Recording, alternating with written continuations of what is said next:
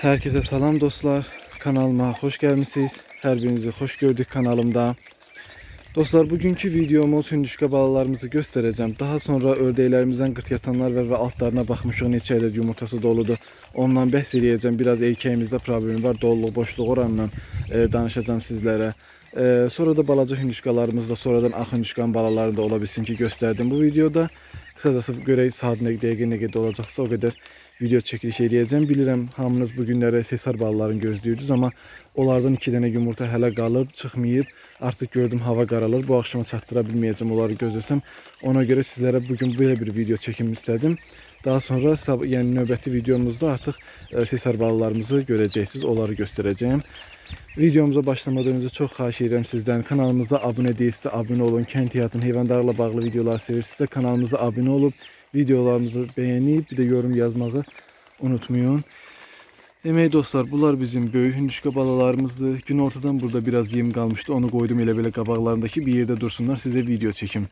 Desəz neçə ədəd qaldı? Bunlardan sadəcə 20 ədəd qalıb. Balamız əlimizdə sadəcə 20 ədəd qaldı. Biri də öldü. Yəni sonuncu videomuzdan sonra biri də ölüb. Artıq bunların vəziyyəti demək olar yaxşıdır. Sadəcə bir dənəsi içində biraz zəifdir. O da yeyib içir ha. Amma biraz zəif kimidir. Geri qalanların vəziyyəti şükür Allaha ki yaxşı görünür. Artıq elə bilirəm ki bundan sonra ölüm halı yaşamarıq deyə düşünürəm artıq. Vəziyyətləri budur. Hələ də başlanğıc broiler yemi verirəm. Bilirsiniz biraz xəstəlik falan keçirdilər deyə. Normalda artıq mən bunlara başlanğıcdan sonraki, yəni mən kənd biri verirəm. İndi fərqi yoxdur da hansı yem markasından verirsinizsə verin. Başlanğıcdan sonraki bir nömrə yemi artıq keçməliydim, amma biraz da zəif olublar, xəstəlik keçirdilər deyə hələ də başlanğıc yem verməyə davam edirəm bunlara. Vəziyyətlərin də hal-hazırda yaxşıdır. Bir problemləri yoxdur. Artıq dərmanı filan ümumiyyətlə kəsmişəm. Adi su qoyuram qabaqlarına. Çünki yoruldum bunlara dərman verməkdən. Başına buraxdım. Nə olar başına buraxandan sonra inanın düzəldilər.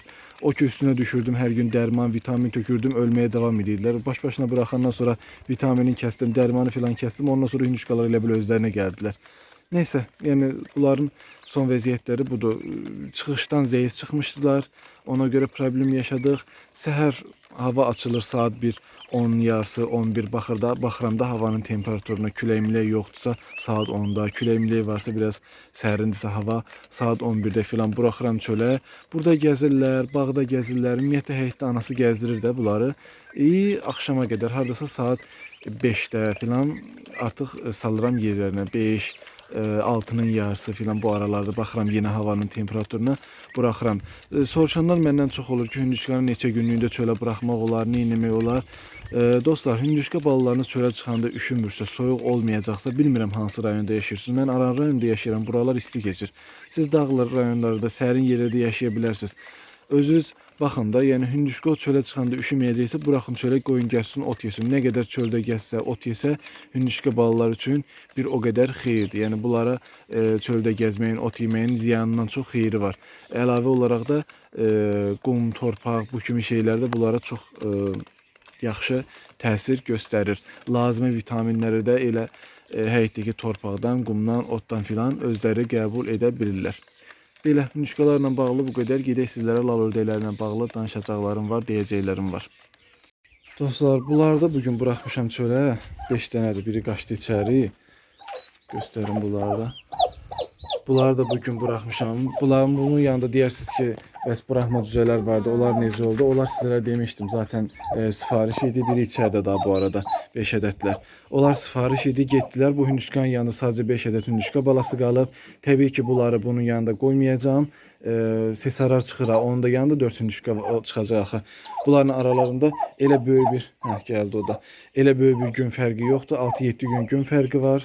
Yoxsa 8-9 gün. Nəsə belə də bir həftə falan kimi gün fərqi var.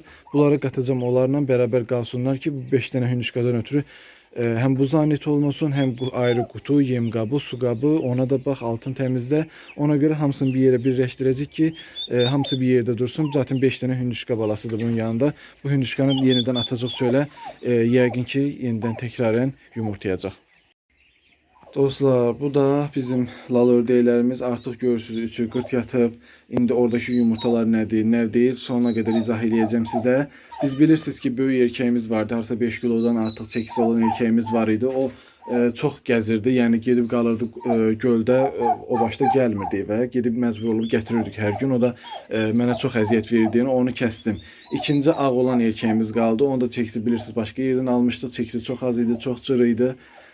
Keçən dəfəki yumurtalarımızın hamısı dolu olduğu halda bu dəfəki yumurtalarımızdan çox boş çıxdı.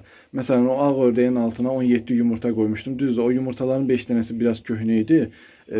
Çox qalmışdı. Ola bilər ki, ondan da xarab olmuş olsun, amma 17 yumurtadan cəmi 10 dənəsi dolu çıxdı. Yəni 7 dənəsi boş çıxdı, altından götürdük. Oradakı o cız-cız yumurtalarda, qara cız olan yumurtalarda həmin o yumurtalardır. Bu ördəyimiz altına 13 dənə yumurta koyduk. Daha doğrusu onun hardası 9'u özünlüydü. Çünkü o 10 yumurtasından ağ ördeğin altına da koymuştum. Hardası bunun altında 9 dənəsi özüydü, 3 dənəsi də 10 yumurtasıydı, səhv etmirəmsə. Ondan da 2 dənəsi boş çıxdı, 11 dənə altında dolu yumurtası qaldı. Bu artıq erkəyimizin biraz zəif olduğu mənasına gəlir ki, yumurtalar boş çıxır. Yoxsa normalda quşlar həmən quşlardır. Keçən dəfəki yumurtaların hamısı dolu çıxdığı halda bu dəfə niyə belə boşluqlar çıxır? Bu erkəkdəndir, sırf erkəyin problemidir. Çünki bunun altında ümumiyyətlə köhnə yumurta yox idi. Hamısı təzə yumurtalar idi. O da 6 dənə yumurta olanda yatdı.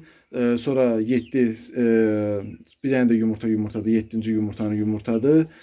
Daha sonra 2 dənə də yumurta, bu hansı ki 22 dənə bala çıxardan ördəyimiz var da, ən sonuncu videolarımı kanalımın izləyiciləri bilər. 2 dənə də onun yumurtasından qoyduq altına, 9 ədəd yumurta ilə də o yatıb. Hələ yumurtasına baxmamışam. Hardasa sabah ya da bir gün yumurtasına baxacağım. 9 dənə də yumurta ilə o yatıb. Buranı biraz ot koymuştum. Prosto bugün qapı açıq, yadımızdan çıxıb açıq qalıb. Həm də havalar isti keçirdiyini açıq qoyuruq ki, ördəklər durub gedib göldə çimsinlər, gəzsinlər, nə istəyirlərsə eləsinlər də hava isti olanda. Toy bura açıq qalıb deyə toyuqlar girib buranı eşəliyib. Oradan bir təkər filan gətirib atmaq lazımdır əslində, bura yuva kimi olsun, amma nəsə çox da önəmsəmədim deyə belə qalıb burada. Burada da 3 dənə o ördəyin, yəni ikinci ördəyin yumurtasından 3'ü artıq özünün yumurtası var burada. Geri qalanlarda onun altından çıxan fallarda atmışam ora ki, ördək gedib onların yanında yumurtamasın da, yuva kimi görüb, orada çox yumurtanı görüb orada yumurtasın. Lal ördək üçün problem yoxdur. Yer quru olsun, orada torpağı eşir filan, qırt yatır. Həm də yayda artıq havalar isti olduğu üçün heyvanın altına nə bastırırsınız bastırın, çox saman tökməyə də meyilli olmayın. Qoyun elə torpaqdan yatsın ki, torpağın sərtliyindən yumurtalar bişməsin altında. Çünki bir get-gedə havalarda isinəcək. Ona görə ördəyə çox bu saat lazım deyil. Həm də lal ördək bilirsiniz də tükün tökən heyvandır. Onun ayağındakı tükü görürsünüz. Tük töküb yatan heyvandır. Yəni heç onun altına saman belə atmasınız, öz tükü ilə öz yuvasını quracaq. Belə lal ördəklərlə də bağlı son vəziyyət budur. Dostlar, bir də sizə bu cücələrlə bağlı bir şey demək istəyirəm. Çünki tam sezonudur, tut sezonudur hal-hazırda. Bu tutunun bağlı bu təhlükədən heyvanlarınızı mütləq şəkildə qorumaq lazımdır. Deyirsiniz ki, Ayxan, nə təhlükəsidir, nədir? Havalar isti keçdiyi təqdirdə heyvanlarınız tut yesə, cücələriniz, özəlliklə hündüşka balaları çox sevir. Çox tut olsa həyətinizdə, havalar da isti keçsə, heyvanlar tutu yeyir, şirin şey olduğu üçün də mədələrində qıcqırır, heyvanı püskünə salır, hətta ölümə qədər gedə bilər. Özəlliklə hündüşkalar edir bunu, amma toyuq cücələrdə də olur. Mənim heyvan sayım az olduğu vaxtlarda başıma çox gəlib. İndi məndə heyvan sayı çoxdur. Tut ağacını da azaltmışam deyə bir o qədər də böyük problem yaşamıram. Amma həyətində tut ağacı çox olanlar, heyvan sayı isə o ağac nisbətinə görə, meyvə nisbətinə görə az olanlar mütləq şəkildə buna diqqət eləsin. Çünki həqiqətən böyük bir təhlükədir. Heyvanlarınızı ölümə qədər apara bilər. Hansı semptomlar göstərir? Heyvanlarınızın qarnı açıla bilir, iştahsız ola bilir. Bu dənliyi şarj kimi şişə bilir və yaxud da ki, yem həzm olmayıb daş kimi orada qala bilir. Bu tip semptomlar filan göstərir heyvanlarınızda. Tut yeyib elə bir zəhərlənən heyvanlar yavaş-yavaş quruyurlar, elə yeyib içə bilmirlər deyə yavaş-yavaş quruyurlar, ölmə qədər apara bilir. Mütləq şəkildə heyvanlarınızı bu təhlükədən qoruyun. Dediyim kimi, əgər həyətinizdə tut ağacı çoxdursa, heyvan sayınız da bu nisbətə görə azdırsa, yəni necə deyim, heyvanlarınız bütün gün boyu dayanmadan tutun altında yeyir və isti rayonlarda yaşayırsınızsa, yəni indi hal-hazırda sizin rayonunuzda hava temperaturu 15 dərəcədir, 17-18 dərəcəsə narahat olmağa ehtiyac yoxdur. Yox, əgər 25 dərəcənin üstündə, 30 dərəcənin üstündəsə mütləq şəkildə qorumaq lazımdır heyvanlarınızı. Çünki həqiqətən dediyim kimi böyük təhlükədir. Mədələrində qızqırma verir, şar kimi şişir, həzmə getmir, yem yemirlər, su içmirlər. Bunun çarəsi nədir? Sodalı su çox böyük kömək edir. İlk öncə onu deyim. Belə olduğu halda əgər kütləvidirsə mütləq şəkildə baytara gedin. Amma məsələn 10 heyvanınızdan, 20 heyvanınızdan biri filan elədirsə bunu sodalı su ilə keçirdə bilərsiniz. Bir də sizlərə bu buraxma düzəmizi göstərim. Bunun nəsə sol ayağında problem var. Vətərlərdə qırıq var. Nədirsə ayaqda tamamilə hissiyyat qalmıyor. Bir tərəf üstə belə axsıyır. Buna əvvəllər düşündüm ki, qarnı ağrıyır, qarnı ağrımır. Qurt filan təkcə buna qurt dərmanı ayrıca vermişəm. Qurt filandan da deyil, sadəcə bir ayağı da tutulub. Buna əgər sizin də bildiyiniz bir şey varsa, bir məntiqli bir açıqlamanız və yaxud da ki, kömək edəcəyiniz bir şey mənə kömək eləsə sevinirəm. Çünki Brahmadır, Fərədi çox da gözəl, iri, cüssəli heyvan olacağına görə heyfim gəlir bunu kəsməyə. Ona görə sizdən kömək istəyirəm. Düzdür, toyuqcələrdə belə problem olur. Vətərləri toyuqcanın çox tez qırıla bilir də. Nəsə ayaqlarında belə ilişib qalsalar belə problem yaşaya bilir. Belə ayaqlarda problem yaşaya bilir. Amma bu heyvana həqiqətən çox yazığım gəlir. Çünki ayaq tamamilə işlərdən kəsilib də. Yəni çıxıq, sınıq, çıxıq söhbəti deyil. Çünki hardasa bir 10 günə yaxındır.